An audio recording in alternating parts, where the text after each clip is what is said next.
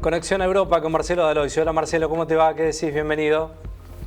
Muy bien, Ezequiel, un placer enorme. ¿Qué tal? Muy buenas tardes para todos ustedes. ¿Cómo andamos? Bueno, igualmente, cerrando una semana compleja, ¿no? Vamos a ingresar, Marcelo, si te parece, por las características políticas, por el triunfo de Donald Trump y finalmente llegó el saludo de Putin, ¿no? Al presidente electo. Finalmente, absolutamente. Y te digo de más, Ezequiel, se mostró dispuesto a abrir negociaciones, digamos, sobre desarme nuclear y estabilidad estratégica con la nueva administración de Washington a partir del próximo 20 de enero, ¿no? A mí me parece que es una muy buena noticia. Eso fue lo que dijo Vladimir Putin en este convenio, ¿no es cierto?, en la localidad de Sochi, una hermosa ciudad rusa balnearia sobre la costa del Mar Negro, ¿no? Pero claro, viste, fiel a su costumbre, el presidente ruso tardó bastante, yo diría, digamos, en felicitarlo a Donald Trump por el resultado electoral, algo que en cambio habían hecho inmediatamente los principales mandatarios mundiales, incluidos los aliados del Kremlin, entre ellos Nicolás Maduro, ¿no? La cuestión que el polémico mandatario ruso, que recuerdo, en marzo pasado también él fue reelegido por otros 6 años más en el cargo, lo defendió a Trump en esta charla que estamos viendo en pantalla. Lo defendió al presidente electo de los Estados Unidos de esas acusaciones. Vos recordarás que había recibido el líder republicano en su momento de que era un hombre de negocios, pero que sabía poco de política, nada que ver. Con respecto a ese atentado que sufrió Trump en Pensilvania, cuya bala le perforó una oreja, ¿no es cierto? Bueno, Putin dijo, su comportamiento en ese momento me impresionó muchísimo, resultó Trump ser una persona valiente porque la fuerza de una persona se manifiesta en situaciones extraordinarias. Cuando le preguntamos qué se espera de las futuras decisiones políticas de Trump, él dijo que no tiene ni idea, aunque se mostró optimista porque ustedes recordarán que Donald Trump dijo que iba a resolver la guerra en Ucrania en 24 horas. Y bueno, Ezequiel, a esta altura del partido las relaciones entre Rusia y Estados Unidos han tocado fondo, por lo cual aunque hubiera sido yo presidente de los Estados Unidos, siempre hubiera habido margen para la mejoría, ¿no te parece? Sí, indudablemente, ¿no? Bueno, se esperaba, bueno, finalmente, digo, estuvo la mención, lo tenía que hacer Putin, ¿no? Al mensaje hacia Donald Trump. Hay que ver, ¿no? Cómo se encamina. Ya muchos dicen, ¿no?, que Donald Trump ha empezado a comandar un poquito las riendas de la política internacional de los Estados Unidos, ¿no? Ya con el triunfo. No, absolutamente, sí. Acá ha repercutido las declaraciones de Biden también, que ha garantizado una transición pacífica como debe ser. Así que bueno, esperemos lo mejor para Estados Unidos, digamos, esperemos lo mejor para Rusia y para el mundo entero, ¿no? Porque, viste, digamos, el balance se hace siempre cuando finaliza un mandato, pero ya hemos tenido un antecedente. Durante los 4 años de Donald Trump, a pesar de las previsiones, no hubo ningún conflicto importante a nivel bélico desde el punto de vista internacional. Así que bueno, esperemos que vuelva a ocurrir lo mismo, que se acabe con esta guerra en Ucrania, que se acabe con el conflicto en Tierra Santa y en otras partes del mundo también. La esperanza última que se pierde, ¿no es Sí, cierto? totalmente. Cambiamos, nos vamos a España, ¿no? Sacudida nuevamente allí en Girona por una inundación tremenda, ¿no? Después de la situación impactante que ha sufrido Valencia, ¿no? Parece un camino que no termina, ¿eh? No termina porque esa tormenta se dirigió hacia el norte de la península ibérica, hacia Cataluña, donde hubo alerta roja, pero afortunadamente no hubo ninguna víctima mortal, a pesar que hubo, digamos, inundaciones que se han llevado por delante los autos, ¿no es cierto? También en esa ciudad catalana. Lo que sí hay que poner de relieve que la mayor, digamos, tormenta de los últimos años, yo diría de las últimas décadas, estimado Ezequiel, que ha sacudido España, hasta ahora ha dejado 223 muertos. Tenemos que actualizar el balance de víctimas mortales. Ya se han practicado 208 autopsias a los fallecidos, 167 ya han sido identificados, de los cuales 106 han sido entregados a los familiares, ¿no? Y en las últimas 24 horas, fíjense en ustedes, los equipos de emergencia han rescatado a 52 personas vivas, por lo cual ya son más de 36.600 las personas que han sido rescatadas. Aunque parezca mentira, Ezequiel, han pasado 10 días de las desgracias en Valencia. Y todavía hay gente atrapada en su casa. Adultos mayores que están atrapados en geriátricos, ¿no es cierto? Y han pasado 10 días. Así que bueno, desde el gobierno central aseguran que los militares van a estar ahí ayudando en el lugar de los hechos hasta cuando sea necesario, pero bueno, militares, bomberos, guardias civiles, están buscando estos desaparecidos, que son 78 acertados solo en la provincia de Valencia, ¿no es cierto? Y bueno, Sánchez, a propósito del gobierno nacional español, tras la declaración de zona de emergencia catastrófica cuya declaración ha sido ya publicada en el boletín oficial, puede mover los primeros 10.600 millones de euros en ayuda para la reconstrucción. Esperemos lo mejor. Te cuento de más también, estuvo visitando la zona afectada entre el medio del barro el nuncio apostólico, o sea, el embajador del Vaticano en España, un tal Bernardito Ausa, Monseñor Ausa, ¿no es cierto? Y bueno, puedo asegurarle que no cayó con las manos vacías el hombre, evidentemente conociéndolo al Papa Francisco, claro, siempre sí, hay una ayuda que sirve para poner de pie y para ayudar a las personas damnificadas, y lo que me deja esperanza, a pesar de las imágenes que estamos viendo tremendas de Girona durante esta madrugada, pero repito, no pasó absolutamente nada, no hubo ninguna víctima mortal, es que ya muchos comerciantes en las periferias de Valencia comienzan a reabrir sus puertas de sus comercios, ¿viste? Y entonces hoy veía una señora de una cafetería, digamos, no digo contenta ante semejante desgracia, pero por lo menos con un gesto como diciendo la vida sigue adelante. A mí por suerte, dijo, no me tocó tanta esta desgracia, ni siquiera los electrodomésticos que tengo aquí en mi comercio, y bueno, por algo se comienza, ¿viste, Ezequiel? Sí, también imagino aprendiendo una lección, ¿no? A costa de lo que ha sucedido, de esta tragedia, las alertas, ¿no? Indudablemente que hay que corregirlo porque va a volver a suceder. Esperemos que, digamos, no vuelva una tragedia de estas características, pero por lo menos que el sistema de alerta funcione de manera más eficiente, que es lo que han reclamado todos.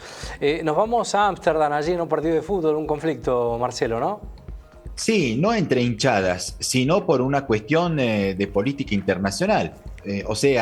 Anoche jugaban en Ámsterdam el Ajax, el prestigioso equipo neerlandés, con el Maccabi de Tel Aviv, club judío de Israel, israelita, ¿no es cierto? Antes, durante y después del partido hubo batalla campal en los principales barrios, en las principales zonas de esta hermosa ciudad neerlandesa, ¿no?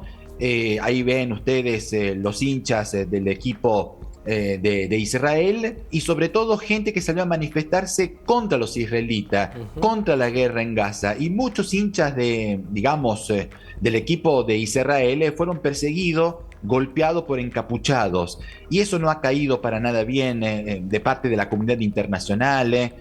Por supuesto, Benjamin Netanyahu, el primer israelita, ha condenado estos hechos, ha enviado 2 aviones para poder repatriar a los hinchas de este club, que entre paréntesis, el equipo de Maccabi de Tel Aviv tiene también un equipo de básquetbol y está por jugar ahora con el Bologna de Italia, una nueva fecha de la Euroliga, Ezequiel, y hay controles por donde te des vuelta en esta ciudad del centro-norte de Italia, para evitar que pase lo mismo que pasó en Ámsterdam durante la noche de ayer y esta madrugada. 62 personas fueron detenidas.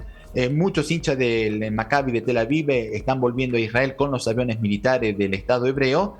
El primer ministro de los Países Bajos ha condenado estos hechos, también el rey Guillermo Alejandro, ¿no? El esposo de Máxima Zorreguieta, y tenemos entendido que también la Cancillería Argentina ha emitido justamente un comunicado rechazando estos gestos antisemitas. No se puede mezclar la política con el fútbol, ¿no es cierto? Pero bueno, se degeneró la situación porque la Municipalidad de Ámsterdam había autorizado el desarrollo de una marcha contra la guerra en Gaza, ¿no es cierto?, en una plaza que está a 1 kilómetro del estadio Cruyff, pero después, claro, se cruzaron con los hinchas de Maccabi Tel Aviv y ahí se arruinó la situación y la estabilidad, con decirle que muchos manifestantes se la agarraron con los agentes policiales, ¿no es cierto? Claro, una verdadera batalla, ¿no?, campal allí en Ámsterdam. Bueno, y otra de las cuestiones, cambiando de lugar también de locación, y nos venimos a Italia, paro de transporte, ¿no?, que ha paralizado las actividades, Marcelo, ¿no?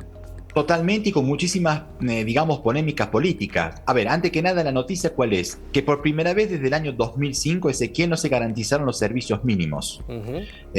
Ustedes saben que la ley, por lo menos acá, laboral, en Italia te permite efectivamente realizar un paro, faltaría más, ¿no es cierto? Libertad gremial desde este punto de vista. Sin embargo, para determinados servicios hay que garantizar, un servicio mínimo. Bueno, es verdad que no pararon, por ejemplo, los colectivos escolares, los medios de comunicación hacia los puertos y los aeropuertos, eso no, absolutamente, pero no hubo servicios mínimos, sobre todo en las grandes ciudades como Roma y Milán, en los horarios de punta, tanto por la mañana como por la noche, a pesar de que habían dicho que entre las 5 de la mañana y las 8 de la mañana, entre las 5 de la tarde y las 8 de la noche, iba a haber servicios mínimos. Y en cambio no ha ocurrido eso, y mucha polémica política. ¿Por qué?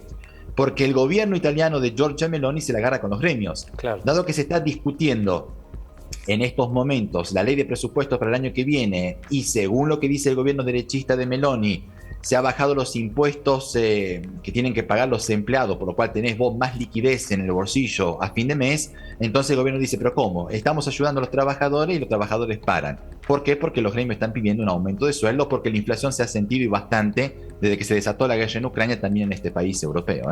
Bien, ¿ha habido respuestas? ¿Qué avisoran para la semana próxima, Marcelo?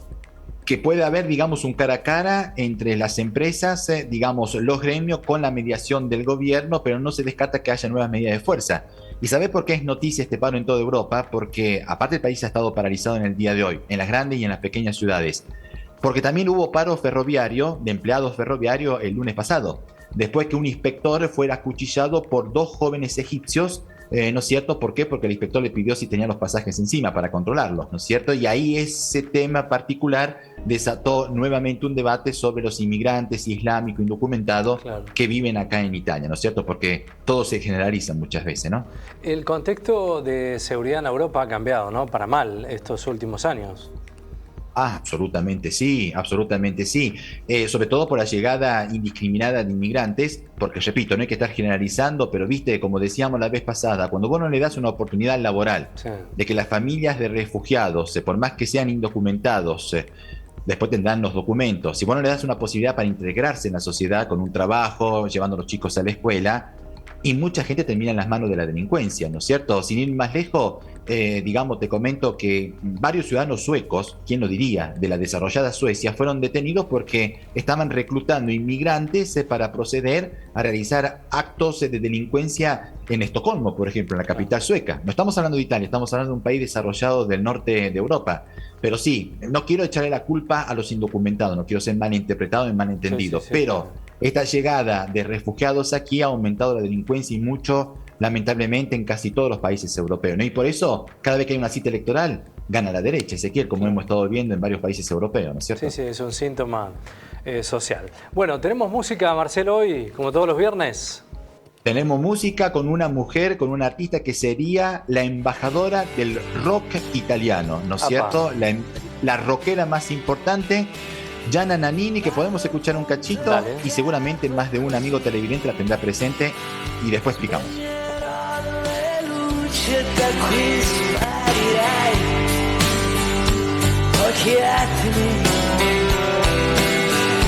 Oltre questa nebbia,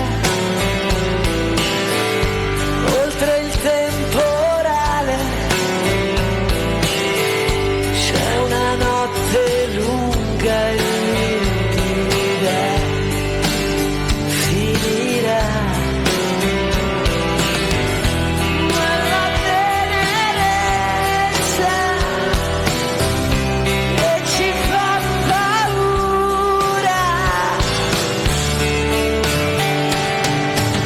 sei nell'anima e l'ingrascio per sempre, sospesa immobile, fermo immagine, un segno che non passa mai.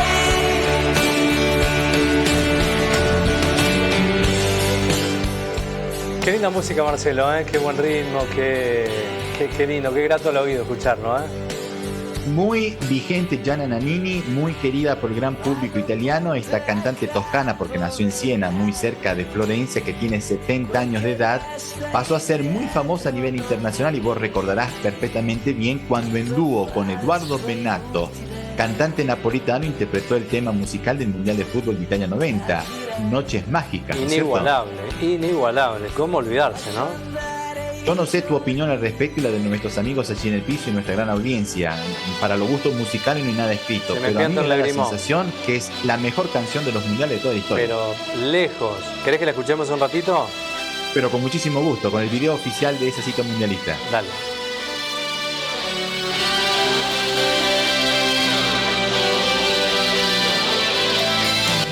Forse non sarà una canzone a cambiare le regole del gioco, ma voglio vivere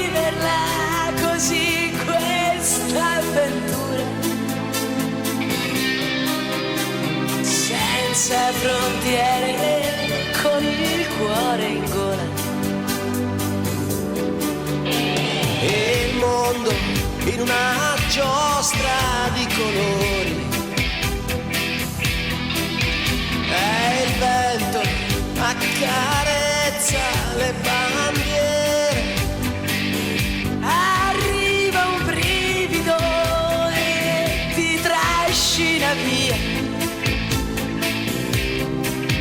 e sciogli in un abbraccio la follia. En cuore te digo, ¿recordás? Estaba buscando algo de data porque ha pasado tantos años. Claro, y lo que viene en información es el tobillo de Diego, ¿no?